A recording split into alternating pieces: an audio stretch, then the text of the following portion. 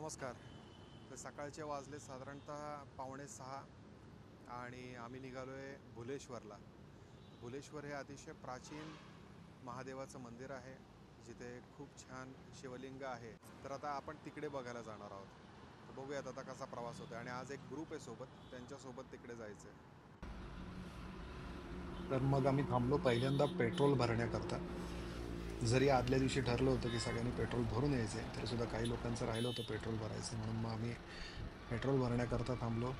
माझा already tank फुल होता, त्यामुळे मी थांबलो होतो. त्यानंतर पुढे निघालो. पुढे निघालो तर खूप सुंदर सकाळ सकाळी छान वाटत होतं. एकदम फ्रेश हवा होती आणि गर्दी पण कमी होती लवकर निघाल्यामुळे. पहाटेचा हा सूर्योदयाचा वेळ अतिशय सुंदर वाटत होता. सगळेजण व्यवस्थित आणि एकदम डिसिप्लिननी गाडी चालवत होते. व्यवस्थित चालले होते सगळेजण लाईनशीर. पुढे आमचा जो लीडर होता, आता त्यांना लीडर म्हणतात का काय म्हणतात मला एवढं माहिती नाही, पण पुढे जाणारी जी व्यक्ती होती ती व्यवस्थित गाईड करत होती. आता जसं त्यांनी सांगितलं, की "चला साईडला घ्या." आम्ही साईडला थांबलो. हा बी-आर-ओ पुणे नावाचा ग्रुप आहे. तर असं ठरलं, की आपण चहा, नाश्त्यासाठी थोडंसं थांबूया, एक ब्रेक घेऊया. मग म्हटलं ठीक आहे, पुढे आपण एका ठिकाणी पार्किंग करू शकतो. सगळ्यांनी आम्ही गाड्या तिथे व्यवस्थित लावल्या.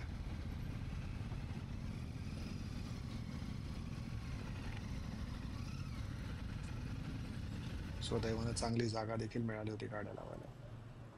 आणि मग हा असा आमचा पूर्ण ग्रुप, त्याचा लाईनअप, सगळे रॉयल एन्फील्ड, एक से एक मशीन्स प्रत्येकाच्या आणि प्रत्येकजण बाईक एन्थुसियास्ट. छान वाटत होतं. मग एक चहा, कॉफी थोडंसं खाऊन झालं आमचं. मग आम्ही निघालो पुढे. सुंदर रस्ता होता. मेन रोड सोडला आम्ही आणि आतल्या रस्त्याला वळालो.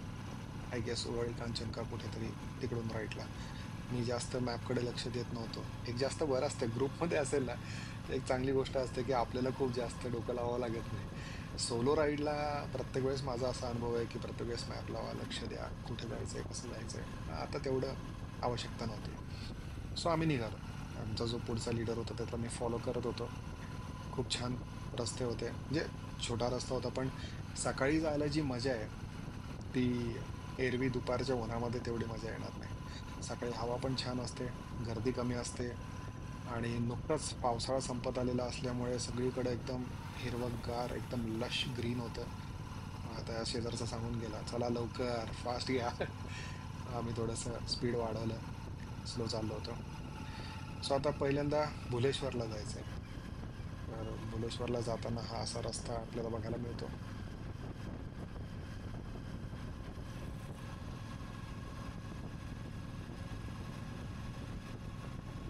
छान वाटतं पण ग्रुपसोबत जाताना आणि हे बी-आर-ओ पुणे जे आहेत ना, त्यांचे जे ग्रुप मेंबर्स आहेत, हे देखील खूप अकोमोडेटिव्ह आहेत आणि खूप छान त्यांच्यामधलं कोऑर्डिनेशन आहे.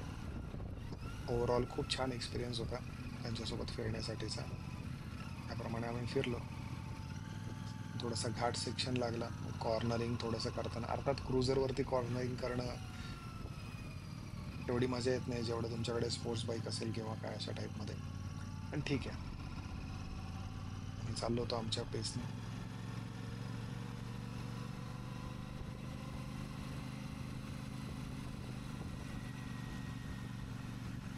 आणि ग्रीनरी तुम्ही बघू शकता. काय मस्त वाटतंय सकाळी. रोड चांगला पाहिजे आणि थोडासा घाट पाहिजे. जास्त गर्दी नकोय. एकदम आयडियल कंडिशन, की ज्याच्यामध्ये आपण मस्त एन्जॉय करू शकतो आपली राईड.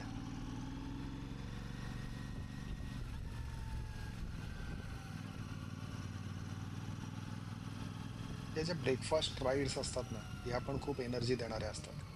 महिन्यातनं एखादी एक राईड हे बी-आर-ओ पुणे कंडक्ट करतात आणि आपल्याला जर का फ्री टाईम असेल तर आपण पण जॉइन करू शकतो त्याच्यामध्ये आणि इट फील्स व्हेरी गुड. मस्त वाटतं एकदम. बऱ्यापैकी वेल ऑर्गनाइज्ड असतात. कोऑर्डिनेशन छान असतं यांच्यामध्ये आणि छान वाटतं एकंदरीत. तर काही ठिकाणी ना टर्निंगच्या ठिकाणी बरोबर तिथेच पाणी सांडलेलं होतं. ओके. सो आता आम्ही भुलेश्वरच्या फाट्याकडे वळालोय. इथे एक कमान आहे. त्या कमानीतनं आतमध्ये गेल्यानंतर मग भुलेश्वर. बघा आता ऑफ रोडिंगची किती इच्छा असते प्रत्येकाला लगेच सीटवरती गाडीवरती उभा राहायला. का रस्ता थोडासा खराब लागला, आता ऑफ रोडिंग करायचं. आता आम्ही निघालोय भुलेश्वरकडे आणि ही दुसरी कमान भुलेश्वराची. ओम नम शिवाय. आता आम्ही आतमध्ये निघालोय भुलेश्वराकडे.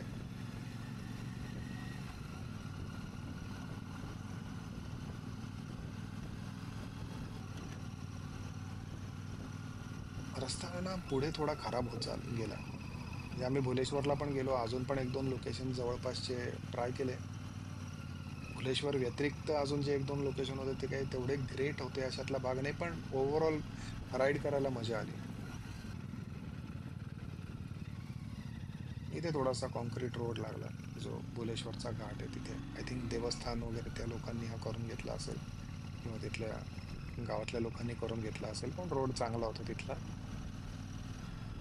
त्यानंतर मग पुढे आम्ही देवस्थानाच्या पायथ्याशी पोचलो आणि पहिल्यांदा गाड्या पार्क केल्या तिथे आणि मग पुढे दर्शनासाठी पुढे गेलो.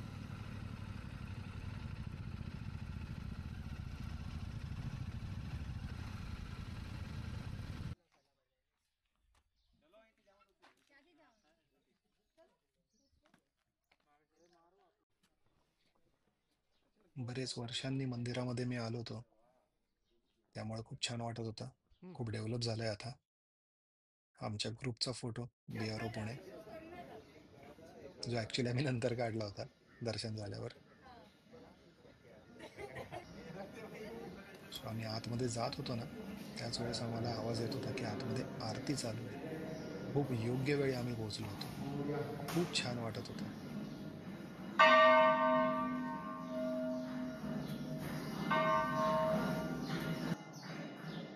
इतका सुंदर नंदी आणि आरतीच्या आवाजाने इतकं छान पवित्र वातावरण झालं होतं. खूप सुंदर एक्सपिरियन्स.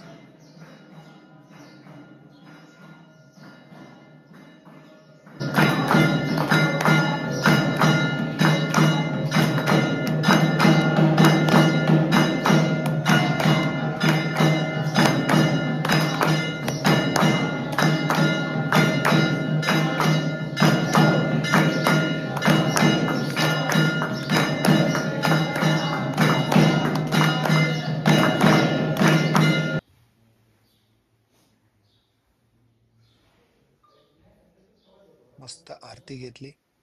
आरती घेऊन झाल्याच्या नंतर मग आम्ही मंदिर बघितलं. त्यानंतर मग, आणि इथे ना खरं सांगायचं झालं तर हे कोणत्या शतकातलं काम आहे मला माहिती नाही, पण अतिशय सुंदर आहे. म्हणजे तिथलं कोरीव काम, जरी बऱ्याचशा मूर्ती आता खराब झालेल्या असल्या तरी सुद्धा अजूनही खूप सुस्थितीमध्ये आहेत असं आपण म्हणू शकतो. कित्येकशे वर्ष जुनं हे बांधकाम आजही खूप बघण्यासारखं आहे. इथे जर थांबलं ना तर तास दीड तास वेळ कसा निघून जाईल कळणार पण नाही, जर शांत चित्ताने व्यवस्थित बघितलं तर. तर आता आपण आलो आहे भुलेश्वर मंदिरामध्ये. पुण्यामध्ये जी 2 मंदिरं मला माहिती आहेत की ज्या शिवलिंगांच्या आतमध्ये देखील शिवलिंग आहेत, त्यातलं एक म्हणजे बनेश्वर, जिथे आपण मागच्या वेळेस गेलो होतो. तिथे 5 शिवलिंग आहेत आणि असं म्हटलं जातं की भुलेश्वर मंदिरामध्ये 3 शिवलिंग आहेत. तर आज आपण भुलेश्वरला आलो आहे. तर दर्शन झालं. दर्शन झाल्यानंतर मग आम्ही निघालो आणि आमचा लाईनअप होता.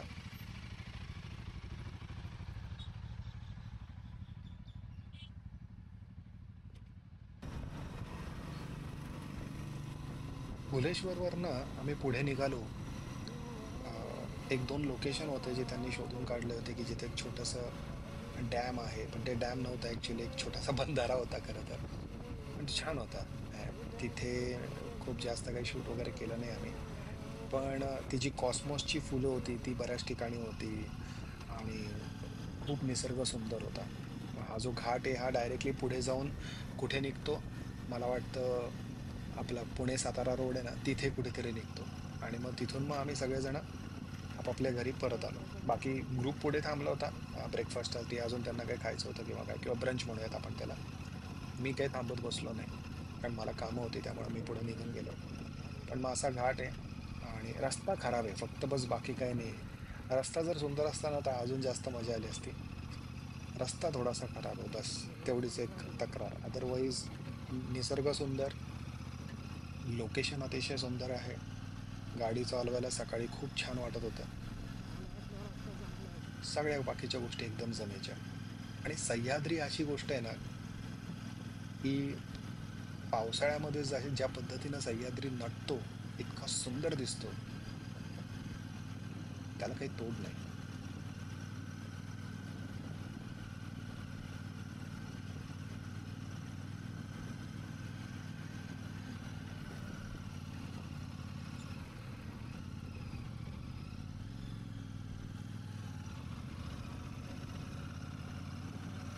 इथे आम्ही टर्न घेताना एक जण थांबला होता आमचा, त्याने शूट घेतलं होतं. रिअर व्ह्यू मिररमध्ये दिसतात तुम्हाला मागच्या सगळ्या गाड्या.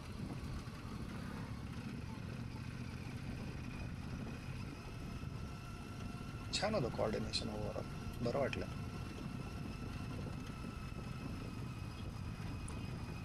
प्रत्येक घाटामध्ये एक मंदिर असतं मी म्हणतो ना, इथे एक मंदिर दिसतंय बघा. त्याला नमस्कार केला लांबूनच. म्हटलं चला पुढे जाऊयात. आणि आता ग्रुप आहे ना पूर्ण सोबत. भारतीय रस्त्यांचं वैशिष्ट्य. हे तर गावाकडं म्हणू शकतो. आपल्याकडे तर इथे पुण्यामध्ये देखील सगळीकडे फिरत असतात.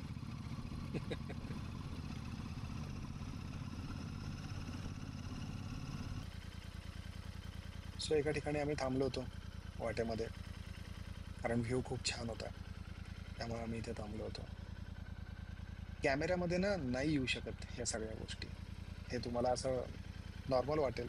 पण तिथे थांबून सकाळी तो व्ह्यू बघण्यामध्ये जी मजा होती, ती काही औरच.